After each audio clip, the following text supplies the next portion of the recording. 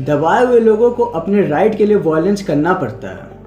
लोग कहते हैं कि वॉयलेंस बुरी चीज़ होती है, लेकिन असलियत में वॉयलेंस पवित्र होती है। जब आपके पास कोई और ऑप्शन ना हो तो तलवार उठाना ही सही होता है।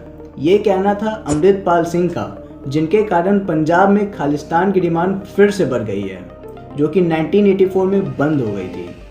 खालिस्तान का मतलब है सिखों के लिए भारत से एक अलग देश। किसी भी सेपरेटिस्ट मूवमेंट के लिए 3 चीज़ें ज़रूरी होती हैं। पहला, उस ऑर्गेनाइजेशन की लीडरशिप और उसकी न्यूमेरिकल स्ट्रेंथ। दूसरा, सेंट्रल गवर्नमेंट से इस ग्रुप के लोगों को कितना सपोर्ट मिल रहा है अपने इकोनॉमिक पॉलिसीज़ में।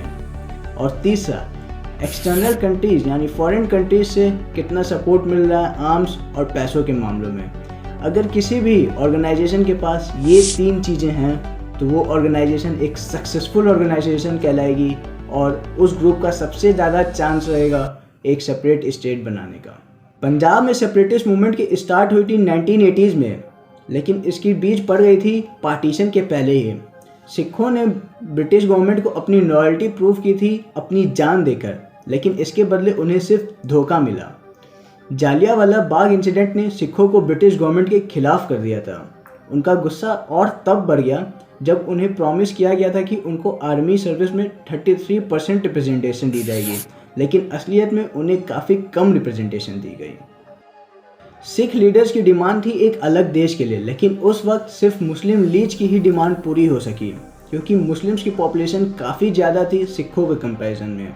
जहां मुस्लिम्स की पॉपुलेशन थी 9 करोड़, वहीं सिखों की पॉपुलेशन थी सिर्फ 5.5 लाख। 1948 में इस डिमांड की शुरुआत फिर से हुई जब Patiala and east Punjab union ने पंजाबी सूबा की डिमांड रखी इंडियन गवर्नमेंट के सामने, यानी कि सिखों के लिए एक अलग राज्य। बट उस वक्त इंडियन गवर्नमेंट तैयार नहीं थी रिलीजन के बेसिस पे राज्य बनाना। बट आखिरकार 1966 में इंडियन गवर्नमेंट ने लैंग्वेज के बेसिस पर पंजाब और हरियाणा का फॉर्मेशन किया। बट इसके बाद भी पंजाबी खुश नहीं थे इस डिसीजन से। सिखों का कहना था कि अभी भी पंजाब में बहुत सारे हिंदूज रह रहे हैं और उन्हें अपना चंडीगढ़ का कैपिटल हरियाणा के साथ शेयर करना पसंद नहीं आया। कि ਜਦੋਂ ਪੰਜਾਬ ਤੋਂ ਕੁਝ ਚਾਹੀਦਾ ਹੁੰਦਾ ਦੇਸ਼ ਨੂੰ ਉਹ ਲੈ ਲਿਆ ਜਾਂਦਾ ਤੇ ਬਾਅਦ ਦੇ ਵਿੱਚ ਜਦੋਂ ਪੂਰਾ ਹੋ ਜਾਂਦਾ ਤਾਂ ਪੰਜਾਬ ਦੇ ਹੱਕ ਮਾਰ ਲਏ ਜਾਂਦੇ। ਸੋ ਅਸੀਂ ਅੱਜ ਪੰਜਾਬ ਦੇ ਹੱਕਾਂ ਬਾਰੇ ਇਹ ਜਿਹੜਾ ਰੈਜ਼ੋਲੂਸ਼ਨ ਲੈ ਕੇ ਆਏ ਹਾਂ। पूरे हरियाणा की जनता जब तक साथ है, जब तक हमारी मजबूती, हम बताते रहेंगे, दिखाते रहेंगे, कहीं कोई कुछ बिगड़ने वाला नहीं है। चंडीगढ़ हरियाणा की राजधानी थी, है और रहेगी। इधर पंजाब के पॉलिटिक्स में काफ़ी हलचल हो रही थी। अकाली दल और कांग्रेस के बीच काफ़ी तनातनी रहती थी पंजाब के पावर को लेकर, लेकिन आखिरकार लास्ट में कांग्रेस गवर्नमेंट ने इसमें बाजी मारी और काफ़ी इफेक्टिव रही पावर को गेन करने के लिए। अकाली दल को ख़त्म करने में इंदिरा गांधी का काफ़ी रोल रहा था। उनकी ऑथोरिटेरियन अप्रोच और स्ट्रॉन्ग सेंट्रलाइजेशन के वक्त एक ऐसा समय आया जब 9 राज्य ऐसे थे जो सेंट्रल गवर्नमेंट के पॉलिसीज़ के खिलाफ थे, वहाँ प्रेसिडेंट रूल लगा दिया गया था। ये वही वक्त था जब कांग्रेस ने अपने फ़ायदे के लिए भिंडेनवाला को पॉलिटिक्स में उतारा। जरनैल सिंह भिंडेनवाला स्टार्टिंग में तो कांग्रेस के लिए काफ़ी मास्टर स्ट्रोक साबित हुए, लेकिन धीरे धीरे जब भिंडेनवाला को पॉपुलैरिटी मिली तो ये कांग्रेस के लिए घातक साबित हो गए। भिंडेनवाला जो कि एक सिख रिलीजियस लीडर थे, जो कि वायलेंट कैंपेन के थ्रू सिखों के लिए एक अलग देश चाह रहे थे। वो दमदमी टैक्सल के हेड थे। Damdami Taksal Sikh orthodox cultural organisation group है। ऑर्थोडॉक्स रिलीजन के कंजर्वेटिव ग्रुप को कहते हैं। एक बार ऐसा हुआ था जब इंदिरा गांधी पंजाब गई, जब वो स्टेज पर गई तो वहाँ मौजूद सभी लोग अपनी सीट से उठ गए, लेकिन एक व्यक्ति था जो अपनी सीट से नहीं उठा और वो था दमदमी टैक्सल का फॉर्मर हेड करतार सिंह भिंडेनवाले। ये वही वक्त था जब इंडिया में खालिस्तान की डिमांड काफ़ी ज़ोरों शोरों से बढ़ रही थी, लेकिन 1984 में ऑपरेशन ब्लू स्टार के थ्रू इस डिमांड को शांत किया गया था, जब इंडियन सिक्योरिटी फोर्सेस ने इस ऑपरेशन के थ्रू जरनैल सिंह भिंडेनवाला को मार गिराया था।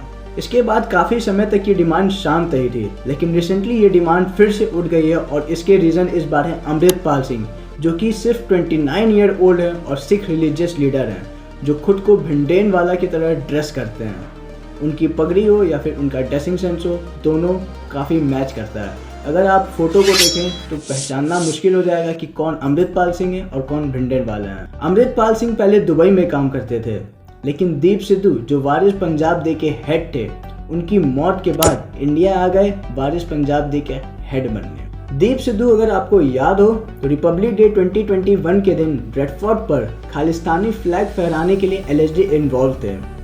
दीप सिद्धू का कहना है कि वारिस पंजाब डे एक प्रेशर ग्रुप है जो कि पंजाब के राइट्स के लिए फाइट करेगी सेंटर से।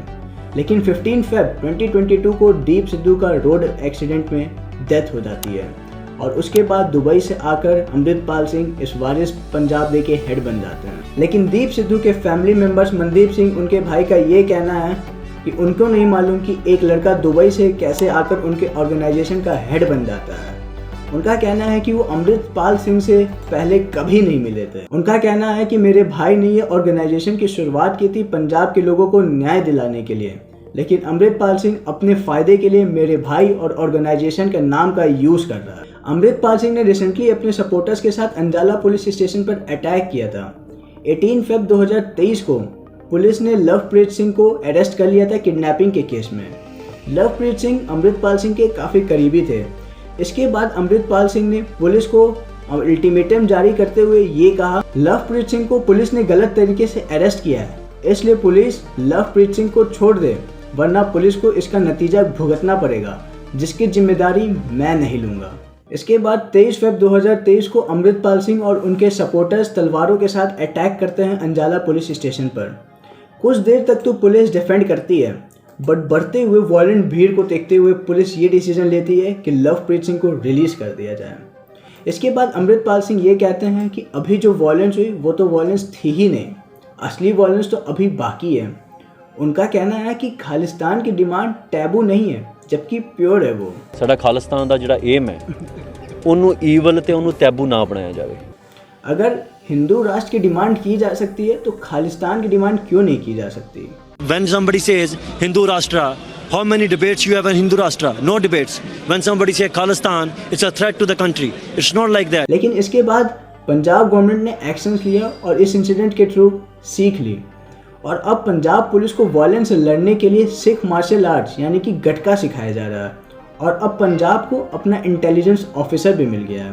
पंजाब गवर्नमेंट ने रिसेंटली अपने इंटेलिजेंस ऑफिसर को भी अपॉइंट किया है ताकि फ्यूचर में ऐसे वायलेंस को होने से बचाया जा सके, और फिर ऐसा ना हो कि 1000 लोगों की वायलेंट भी आए और अपने करीबी को जेल से छुड़वा कर लेकर चले जाए।